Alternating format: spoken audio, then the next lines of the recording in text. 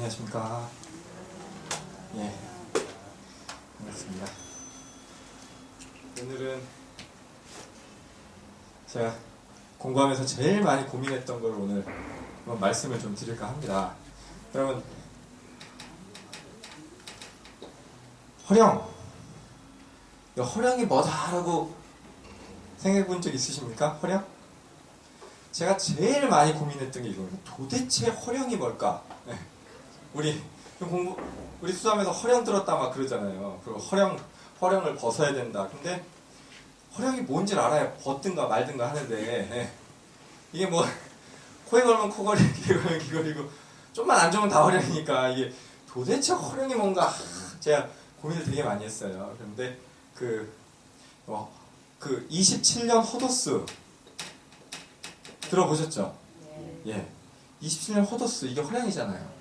도주님께서 무국도를 창도하시고 27년 만에 해산하시고 차경석이 보충교를 만들고 27년 만에 해산이 되고 박한경이 대순진례를 만들고 27년 만에 해산이 되고 그렇죠? 예. 27년 호도스 이게 뭘까? 딱 했는데 이 도주님이 말씀을 해놓으셨어요. 하늘에는 28쑥이 있어서 그렇죠? 28쑥이 있는 건 잘 아시죠? 28쑥이 있는데 그 중에 하나가 허성이다. 우리가 허더스 할 때가 허자, 이 허자예요. 비러자.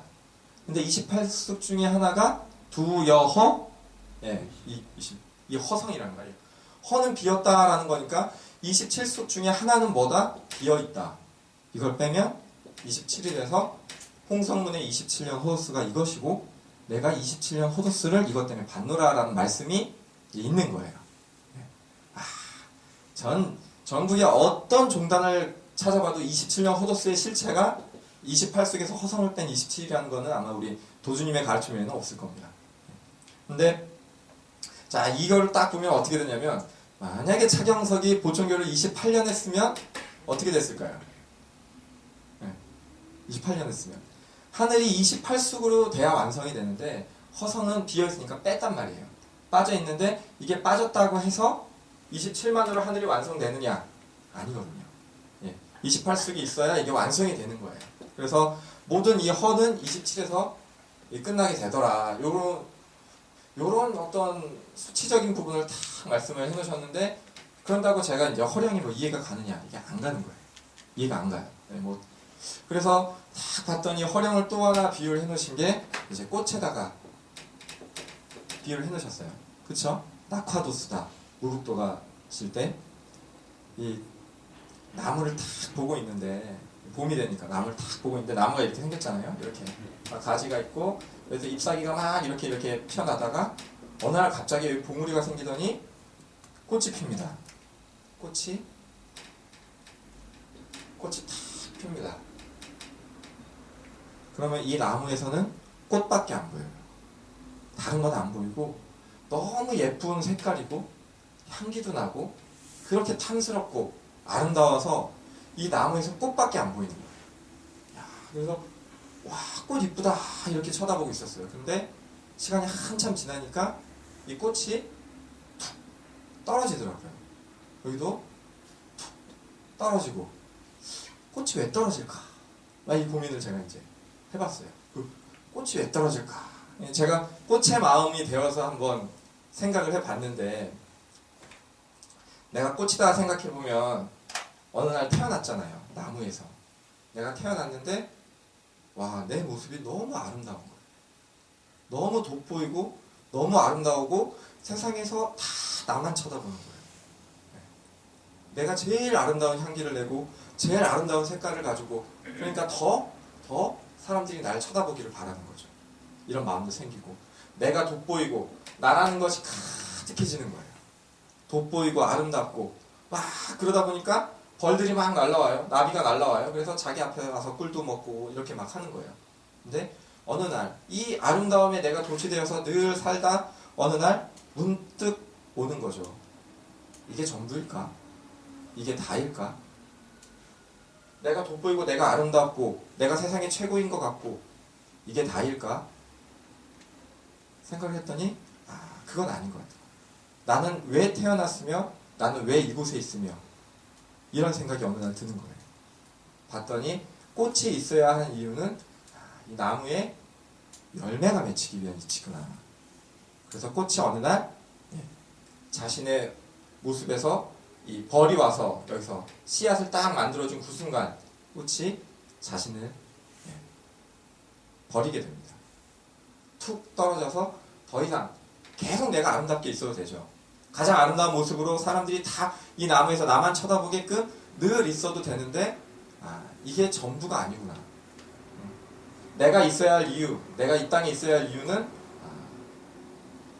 이 전체 나무가 전체가 나지 요 꽃만 보이는 이게 내가 전부가 아니구나 라고 생각하면서 자신을 비로소 희생하게 됩니다. 자신을 처음에는 나가 가득하다가 두 번째는 드디어 나 스스로 희생이라는 걸 택합니다. 내가 계속 있으면, 나만 계속 있으면 더 이상 아무것도 이루어지지 않고 아무 변화도 없기 때문에 나는 스스로 희생을 택해서 꽃이 떨어지게 됩니다. 그 떨어진 자리에 비로소 씨앗이라는 것이 생기게 되고 이 씨앗을 통해서 결국은 열매, 우리가 결실이라는 것을 얻게 되거든요. 그러면 무국도라고 하는 것은 이 우리가 도의 역사를 보면은 이게 무국도고 이게 잠룡기고 회문, 그리고 열매가 결실기고 태극도가 됩니다. 태극도가 무국도 시절의 얘기를 찾아봤어요. 무국도 시절에 도주님께서 도단을 만드신단 말이에요. 무국도 도단을 만드시고 사람을 모았는데 무국도 10만 명으로 알고 계시죠? 예. 무국도 도장을 만들기 시작할 때가 10만 명이었고요. 무국도 도장이 완공돼서 계속 포덕을 계속 해줬거든요. 이때 최대 30만 명까지 갔습니다. 무국도인들이.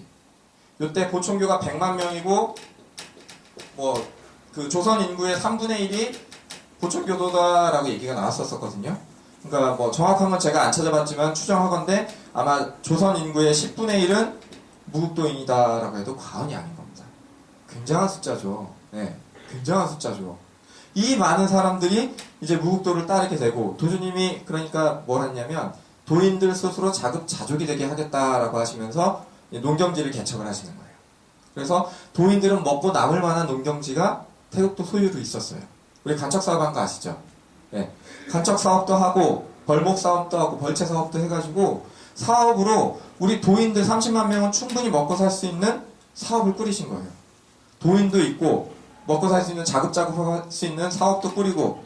자, 여러분이 한번 생각을 해보세요. 도에 사람이 이렇게 많아지고 충분히 움직인다. 그러면 우린 뭐가 남았습니까? 우리 도를 왜 땄습니까? 수도의 목적이 뭡니까? 도통이죠. 예. 도주님 입장에서 사람을 모아서 공사를 받들었어요. 이제 뭐가 남았겠습니까? 도인들을 도통시키는 일만 남았습니다. 그래서 무국도 시절에 도주님께서 계한공부라는 걸 시키시는데 우리는 계한공부다라고 잠깐 나와 있어요. 진경에.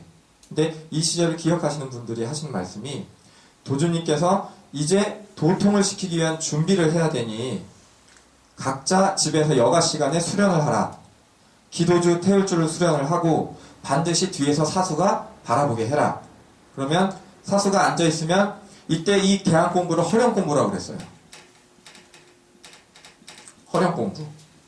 이 구천상의 말씀대로 허령, 지각, 신명인데 이거는 우리 도단의 역사도 허령, 지각, 신명이고 우리가 도통을 하게 되는 과정도 허령, 지각, 신명이다라고 말씀하셨어요. 그래서 그 첫 번째 단계인이 허령 공부가 맞죠. 그 다음은 지각 공부, 그 다음은 신명 공부겠죠. 그렇게 과정을 밟아간다면 허령 공부다라고 하셨는데 이제 그때는 지금처럼 TV도 없죠. 맨날 농사 지으시잖아요. 그러면 여가 시간에 막걸리 먹고 고스톱 치고 이게 전부였단 말이에요. 대부분이. 이 사람들이 여가 시간을 다 모인 거예요. 생업에 종사할 때 외에는 모여서 수련을 한 거예요.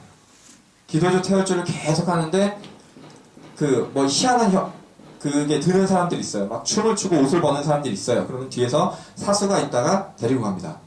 그 사람을 빼서 데려가서 앉혀놓고 상임위원들이 둘러앉아서 기도주를 했었어요.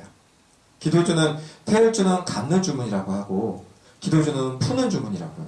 도주님께서 말씀을 그렇게 해놓으신 거예요. 그래서 헛된 기운이 감기면 기도주로 풀어서 다시 멀쩡하게 만들고 그 다음에 다시 수련을 하면 다시 좋은 기운이 감기겠죠.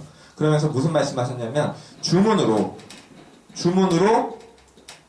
잡념을 없게 하라. 이게 첫 번째 공부 단계다라고 얘기하셨어요. 우리가 5만 가지 생각이 다 지나가잖아요. 5만 가지 욕심. 근데 그냥 주문만 계속 집중을 해서 수련하듯이 계속 집중을 해서 잡념을 없게 하면 이 공분이라. 그래갖고 이거를 짧게는 일주일, 보통은 3주일, 길게는 6개월에서 1년 동안 한 사람까지 있었는데 개안이 안 된 사람은 없었다라고 합니다. 우리 태극도에 당시 무국도에 입도를 해서 자기의 모든 남는 시간, 생협을 빼고 남는 시간은 앉아서 도인들하고 모여서 같이 이 태일주 기도주의 수련을 하면 잡념이 없어지는 그 순간 개안이 탁 되더라는 거예요. 그래서 이게 도통의 첫 잔대 공부다라고 시키신 거예요. 그래서 도주님께서는 이제 하나하나 공부시켜서 결국은 도통만 시키면 나의 일은 끝난다라고 무국도를 이렇게 막 이끌다가 무슨 일이 일어나냐면 도인들이 도통한 개안한 것 같고 이제 이걸 돈벌이에 사용을 하기 시작합니다. 여러분 지금 여러분들한테 개안이 딱 됐어요. 그랬더니 이 병만수 부령 몸이 여기 아픈 게 보여요.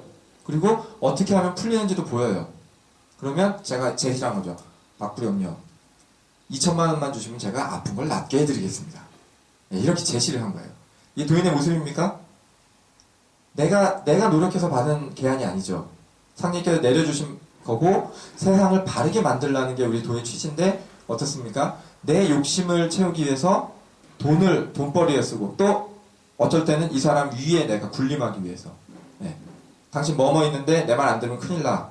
훤히 보이니까 그런 식으로 이 계안 공부를 사용해버려요. 당시 무국도에 있는 도인들이. 도주님께서는 큰 원대한 포부를 가지고 이제 내가 준비할 걸 다 준비해서 도통을 시키려고 공부를 시켜서 그 첫 단계에 이르렀더니 모든 사람들이 자기의 사리 사욕을 채우고 있는 겁니다. 도주님께서 답답해 하시면서 명을 내리십니다. 아직은 때가 아니니 이 기운을 거두노라라고 임원들한테 전달하라라고 얘기를 하세요. 지금처럼 휴대폰이 있으면 바로 전달했겠죠. 우리 밴드에 올려도 되는데 당시에는 걸어가서 전화도 흔치 않으니까 직접 전달을 했어야 돼요.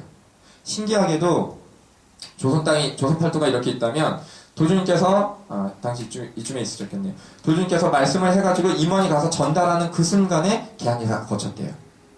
보통 우리 생각에는 여기서 말씀하시는 순간 전국에 있는 계안이 거칠 것 같은데 그게 아니라 말을 전달받은 그 순간에 계안이 다 거쳤답니다. 그래서 이 무국도 시절에 이 첫 번째 계안 공부가 이렇게 낙을 내리게 됩니다.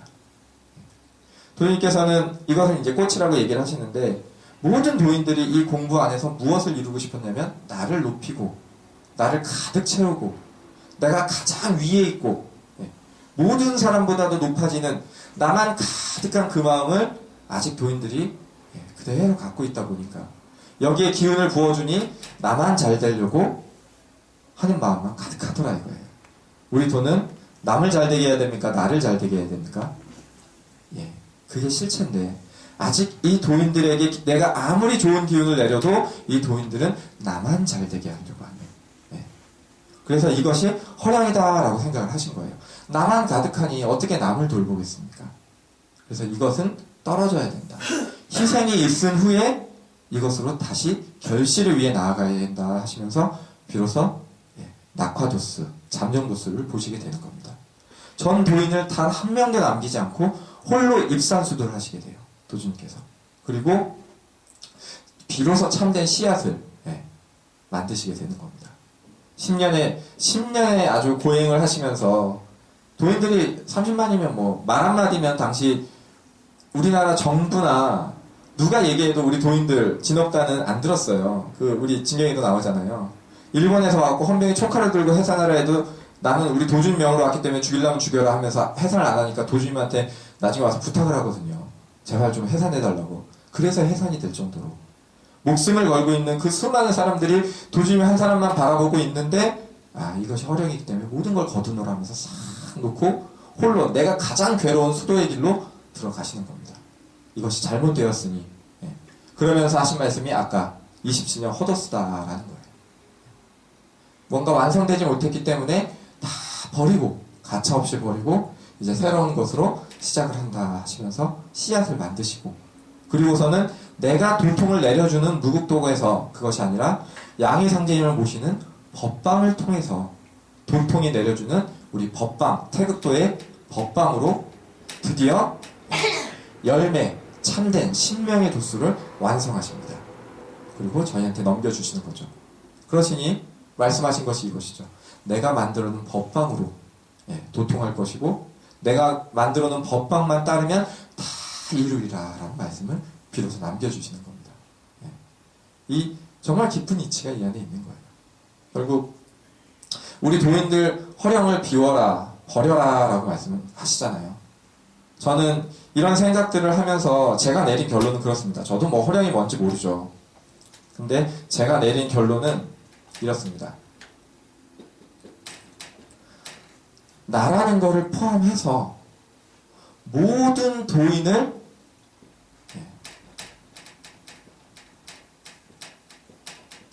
상제님의 도인으로 바라볼 수 있다면 비로소 내 안에 허령이 없는 것이 아닌가. 어떠한 순간에서는 내 도인, 사사로움, 내가 나라는 게 있는 그 순간은 이 허령에서 벗어날 수 없는 것 같다라는 생각이 들었습니다. 그래서 나 자신에게는 이게 특별히 심하죠. 내가 이렇게 노력해야 되고 뭐 해야 되고 근데 나도 상제님의 도인이고 상제님께서 돌보고 있으세요. 무의유화로 나를 돌보고 있어서 나를 괴롭히는 것도 나를 너무 나태하게 하는 것도 다 어찌 보면 이것이 허령이 아닐까라는 생각이 들었고 특히 내가 포독한 도인 이렇게 해야 잘 돼 저렇게 해야 잘 돼 그게 아니라 인연을 따라서 나는 징검다리가 돼서 상제님 품으로 도인이 왔단 말이죠. 그러면 도인께서 뭐라고 하셨습니까? 나만 믿어도 안 된다. 앞에 있는 이모만 보고 도를 가는 것은 정말 틀렸다. 사도인은 사도인이다.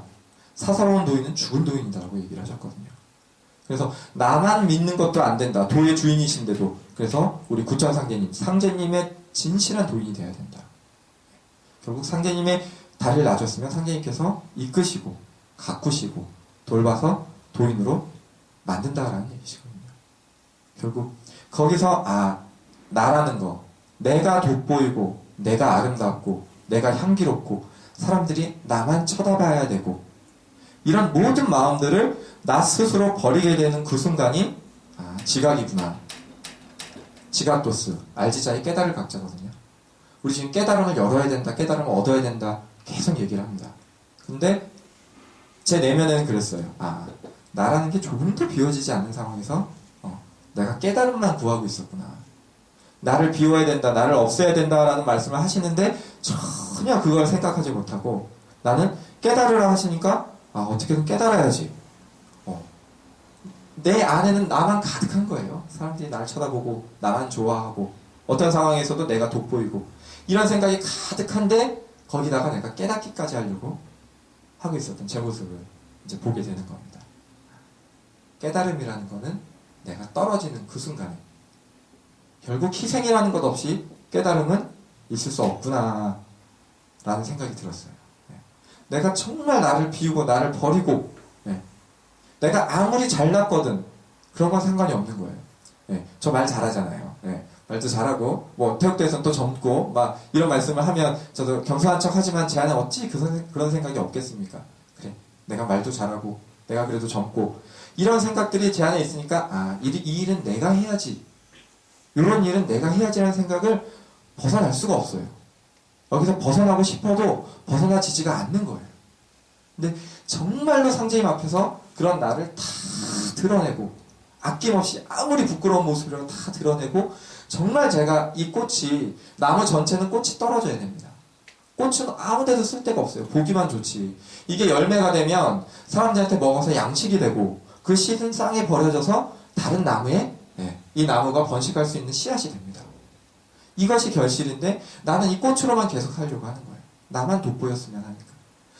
아무리 아름답고 아무리 향기로워도 이것이 희생되고 버려지는 그 순간에 나는 정말 필요한 것이 되는 겁니다. 결국 희생이라는 것 없이 깨달음은 있을 수 없겠구나. 참으로 허령을 비워라, 허령을 버려라 하는 것은 이제 참으로 깨달을 때구나. 그런 생각이 이제 들었습니다. 나를 비우라는 거, 나를 버리라는 거. 그 앞에서 아무것도 소용없습니다. 이 크신 상제님 앞에서 한낱 인간의 잘남이 무슨 의미가 있겠습니까? 그래서 정말 버리고 비우는 것, 이런 것들이 생각하고 이렇게 왔었거든요. 결국 깨달음 연후에야 우리가 생각하는 도통도, 지각이라는 어떤 씨앗이 생긴 연후에야 도통도, 신명의 공부도 가능할 것 같아요. 그래서 우리 도는 지금 공부와 수련으로 굉장히 무장하고 있는 단계에 오고 있거든요. 모든 도인, 어떤 임원이든 다 그 말씀을 하시죠.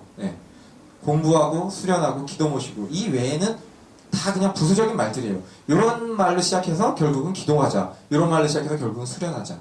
다 이 얘기거든요. 똑같은 얘기를 반복하는 것은 이젠 우리가 이런 길을, 허령을 벗어나서 이제는 정말 깨달음의 길, 나를 진실로 버리는 길, 나를 진실로 희생하는 길에 우리가 들어와 있는 것이 아닌가, 이런 이제 생각이 듭니다. 그러니까 우리 도인분들께서도 우리 도단의 역사도 잠깐 설명을 드렸지만 우리 태극도는 매일 살아 숨쉬면서 변화하는 것이 우리 태극도의 모습입니다. 한순간도 정체되어 있지 않았어요. 이게 정체됐다고 생각하는 건 나 자신뿐이고 하늘은 끊임없이 우리를 가꾸고 돌보셔서 어느 길로 인도하고 계시거든요. 지금도 그 길을 우리가 걸어가고 있다는 거 잊지 마시고 지금은 허령을 버리고 나를 비우고 깨달음의 길로 가야 한다. 이 생각을 마음에 두시고 함께 수도해 주셨으면 해서 오늘 얘기를 준비했습니다. 이상 마치겠습니다.